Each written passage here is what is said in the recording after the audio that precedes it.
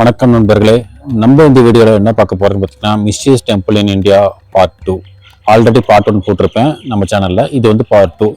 இந்த கோயில் பார்த்தீங்கன்னா சிமெண்ட் இல்லாமல் இரும்பு இல்லாமல் 1000 வருஷம் கடந்தோம், பாதி இடிஞ்சு போய் இன்னும் ஒரு கோயில் பார்த்தீங்கன்னா நிலைச்சிருக்கு. இந்த கோயில் பார்த்தீங்கன்னா மனிதர்கள் கட்டல, பேய் தான் கட்டினாங்க அப்படின்னு சொல்லிட்டு ஒரு கதையும் வந்து பார்த்தீங்கன்னா இருக்கு. இது கதையா இல்லை உண்மையா? இந்த வீடியோ முழுசா பாருங்க. இந்தியாவில் மிக மர்மமான கோயில்களில் இதுவும் ஒன்று. இந்த கோயிலுக்கு பார்த்தீங்கன்னா ககன் மத் கோயில் அப்படின்னு சொல்லிட்டு சொல்றாங்க. இந்த கோயில் பற்றி முழு விவரங்கள் நம்ம வீடியோவில் பார்க்கலாம் வாங்க. இந்த கோயில் லொகேஷன் எங்க இருக்குன்னு பார்த்தீங்கன்னா மத்திய பிரதேசத்தில் இருக்கு.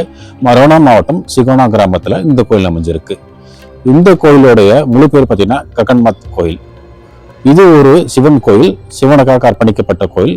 11ஆம் நூற்றாண்டுல பார்த்தீங்கன்னா இந்த கோயில் பார்த்தீங்கன்னா கட்டப்பட்டிருக்கு. கிட்டத்தட்ட பார்த்தீங்கன்னா ஒரு 1000 வருடங்கள் பழமையான கோயில் இந்த கோயில் நம்ம சொல்லலாம். இந்த கோயில் பார்த்தீங்கன்னா ஏன் பேய் கோயில் அப்படின்னு சொல்றாங்க அழைக்கிறாங்கன்னு பார்த்தீங்கன்னா இந்த கோயிலில் பார்த்தீங்கன்னா சிமெண்ட்டோ இல்லை வேற ஒரு பூச்சிகள் எதுவும் பூசாம வெறும் கற்களை ஒன்று மேலே ஒன்று அடுக்கி பண்ணியிருக்கிறாங்க. பாதி கோயில் இடிஞ்சு போயிருக்கு, மீதி கோயில் இன்னும் அப்படியே தான் இருக்கு. இதை பார்த்த கிராம மக்கள் என்ன சொல்றாங்கன்னு பார்த்தீங்கன்னா இது மனித சக்திக்கு அப்பாற்பட்ட ஒரு விஷயமா இருக்கு, ஒரே இரவுல இந்த கோயில் எழுப்பப்பட்டிருக்கு அப்படிங்கிற மாதிரி அந்த ஊர் கிராம மக்கள் சொல்றாங்க. சரி, எதுவாக இருந்தாலும் ராத்திரி நேரத்துல பேய்கள் வந்து இந்த கோயிலை வந்து கட்டி இருக்குப்பாங்க அப்படிங்கிற மாதிரி அவங்க சொல்றாங்க. பேய்கள் வந்து யாராவது பார்த்தாங்கன்னா அந்த வேலையை பாதியில நிறுத்திருப்பாங்க அப்படிங்கிற மாதிரி சொல்றாங்க. இந்த கோயில் முழுசா முடிக்க பாதியா நின்றுருக்கு அப்படிங்கிற மாதிரி காரணங்கள் சொல்றாங்க. இவங்க சொல்றக்கூடிய அந்த வரலாறு படி பார்த்தோம் அப்படின்னா பார்த்தீங்கன்னா சிவபெருமன் பார்த்தீங்கன்னா சுடுகாட்டா தான் இருப்பார். அவரு பார்த்தீங்கன்னா அவருடைய பூதகணங்கள் மற்றும் பேய்கள் கூடிய தனக்காக ஒரு கோயில் எழுப்ப சொல்லி சொல்றாரு. அந்த கோயிலானது ஒரு இரவுல நடக்கணும், ஒரு இரவுல அந்த கோயில் எழுப்பியிருக்கணும். இதுக்கு சத்தியம் செய்த அந்த பேய்கள் சத்தியம் செஞ்சு அந்த கோயிலை ஒரு இரவுல கட்டுறதுக்கு முயற்சி பண்ணியிருக்காங்க. கிட்டத்தட்ட பார்த்தீங்கன்னா கட்டிட்டாங்க. ஆனால் அதிகாலை 4 மணியோ 5 மணியோ அளவில் ஒரு மனிதன் நடமாட்டம் இருந்தனாலையும் அதை பார்த்துட்டதாகவும் அதனால அந்த பேய்கள்லாம் பாதியில விட்டுட்டு போயிட்டதாகவே சொல்றாங்க.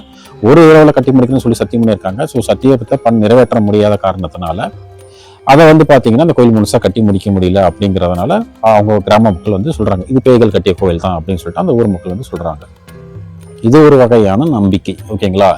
நம்ம ஹிஸ்டரி வைஸ் பார்த்தோன்னு பார்த்தீங்கன்னா ஆர்கியாலஜிஸ்ட் என்ன சொல்றாங்கன்னு பார்த்தீங்கன்னா இதை கட்டியவங்க கச்சா பகத் வம்சம் அப்படின்னு சொல்றாங்க.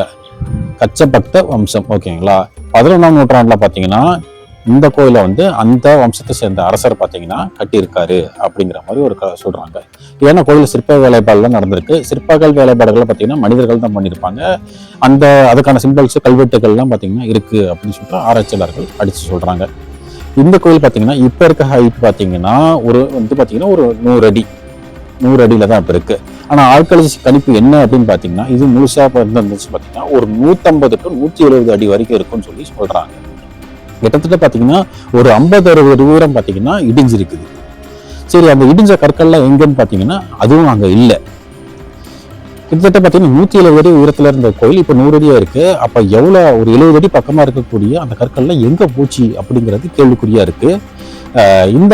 அந்த காலத்திலேயே பார்த்தீங்கன்னா இந்த கோயில் வந்து எப்படி கட்டியிருப்பாங்க? எந்த ஒரு சிமெண்ட்டுமே இல்லை, வெறும் கற்கள் ஒன்று வச்சு எழுப்பியிருக்கிறாங்க. ஒரு கிராவிட்டி யூஸ் பண்ணி அப்படி நிற்கிற மாதிரி இந்த கோயில் கட்டியிருக்கிறாங்க. இது எப்படி சாத்தியம் அப்படிங்கிறது ஆராய்ச்சியாளர்கள் இன்னும் குழப்பமான நிலையெல்லாம் இருக்கு. இன்னும் சில ஆராய்ச்சிகள்லாம் பார்த்தீங்கன்னா ஆராய்ச்சியாளர்கள் பண்ணியிருக்கிறாங்க. என்னன்னு பார்த்தீங்கன்னா ஒரு விதமான வாசனை அங்கே வருது அப்படிங்கிற மாதிரி சொல்றாங்க. அது வாசனை வந்து அந்த கற்களை மூந்து பார்க்கும்போது வருது. அது என்ன வாசனை அப்படிங்கிறத அவங்களால கண்டுபிடிக்க முடியல. ஸோ அது மேபி ஏதோ ஒரு சிமெண்ட் மாதிரி ஏதோ ஒரு இது பூசி இருக்கலாம் அப்படிங்கிற மாதிரி சொல்றாங்க. ஆனால் அதை கற்களை செக் பண்ணி பார்க்கும்போது எந்த ஒரு வாசனை அதுவுமே நமக்கு வந்து தெரிய வரல. ஈவன் இப்போ இருக்கக்கூடிய இன்ஜினியர்ஸ் கூட பார்த்தீங்கன்னா இந்த மாதிரி இன்டர்லாக்கிங் முறையில் ஒரு கோயிலை கட்ட முடியாது. இந்த கோயில் பார்த்தீங்கன்னா கிழக்கு நோக்கி தான் கட்டப்பட்டிருக்கு. சூரியன் பார்த்தீங்கன்னா கிழக்கு திசை நோக்கி தான், கிழக்குல இருந்தா வரும். எல்லா கோயிலும் பார்த்தீங்கன்னா கிழக்கு திசை நோக்கி தான் கட்டப்பட்டிருக்கும். சூரியன் உதயமாகிற திசை நோக்கி தான்.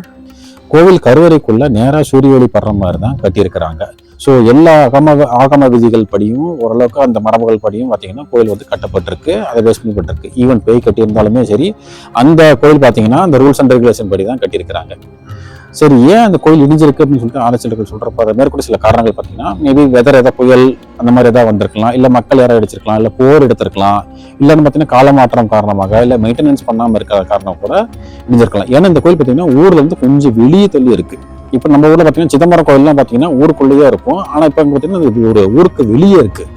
அதே மாதிரி பார்த்தீங்கன்னா இந்த கோயில் வந்து ராஜா கட்டியிருக்காருன்னு நான் ஒரு இதில் சொல்லியிருந்தேன். ராஜாவோட மனைவி பார்த்தீங்கன்னா அதிக சிவபக்தி கொண்டவங்களா இருக்காங்க. அவங்களுக்கு உடல்நலக்குறைவு ஏற்பட்டு சிவபெருமான் அவங்க கனவுல வந்து இந்த சரி பண்ணி கொடுத்ததாகவும் தனக்காக அதுக்கு பதிலுக்கு ஒரு கோயில் எழுப்பி தரதாகவும் சொன்னதுக்கு கேட்டிருக்கிறாங்க. மனைவி வந்து ராஜா கிட்ட சொல்லியிருக்காங்க, இந்த மாதிரி சிவபெருமான் என் கனவு சொன்னாங்க, ஒரு கோயில் கட்டி கொடுக்கணும்னு சொல்லியிருக்காங்க. ஸோ அதே மாதிரி ராஜாவும் பார்த்தீங்கன்னா அந்த கோயில் கட்டி கொடுக்க சொல்லி கோயில் கட்டி கொடுத்துருக்காங்க. ஆனால் வந்து பார்த்தீங்கன்னா அவங்க சொல்ற கணக்குப்படி பார்த்தீங்கன்னா அது கோயில் 170 அடி முழுசாக தான் எடுத்திருக்காங்க. ஏதோ போருக்கு காரணமாக இல்லை வேற ஏதாவது தாக்குதல் காரணமாக இந்த கோயில் இடிஞ்சிருக்கலாம் அப்படிங்கிற மாதிரி சொல்றாங்க. ஆனால் கோயில் அரசர் தான் கட்டினது ஒரு கருத்தும் வந்து பார்த்தீங்கன்னா நிலவுது. ஆனால் இப்போ வரைக்கும் பார்த்தீங்கன்னா ராஜா தான் கட்டினாரா இல்லை வந்து பேய் தான் கட்டுச்சா அப்படின்றது தெரியல. அந்த ஊர் மக்கள் பேய் தான் கட்டுச்சுங்கிறாங்க. ஆனால் ஆர்கியாலஜிஸ்ட் அரசர் தான் கட்டினாருன்னு சொல்லிட்டு சொல்லப்படுது.